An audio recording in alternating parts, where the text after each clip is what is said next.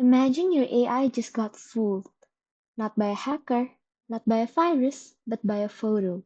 A completely normal looking photo that had tiny invisible noise added to it. That's an adversarial attack, and it's a real threat to every AI system out there. And the scary part, an attack made for one AI model can also pull a completely different AI model it's never seen before. That is called transferability. So the big question is, can we use the similarity between two models to predict when this transfer will take place? We took 6 well-known image classifiers, 3 VGG, 3 ResNet, and tested them on CIFAR-10, a dataset of 6,000 images from 10 categories. We used two attacks, FGSN, a quick single-step attack, and PGD, a stronger iterative version, then measured how well each attack transferred between models.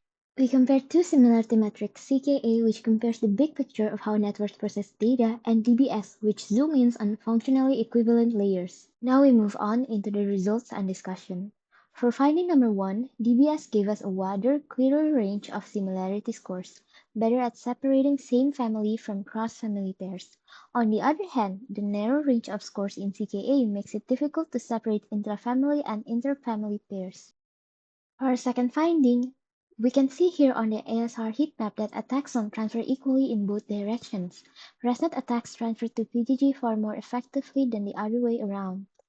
For our third finding, after we calculate the Pearson correlation between the similarity metrics and attack success rate, CK was the only metric with a statistically significant global correlation, but only under FGSM. Under PGD, it flipped sign, so it's not a stable predictor. And then, even after we fine-tuned a pair of models on a specific task, that ResNet to VGG asymmetry held, proving that architecture really matters on this case. So what's the takeaway?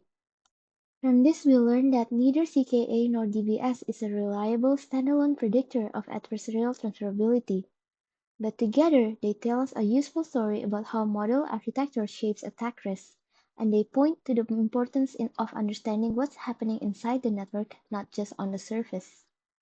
That is all from our research paper. Thank you for watching.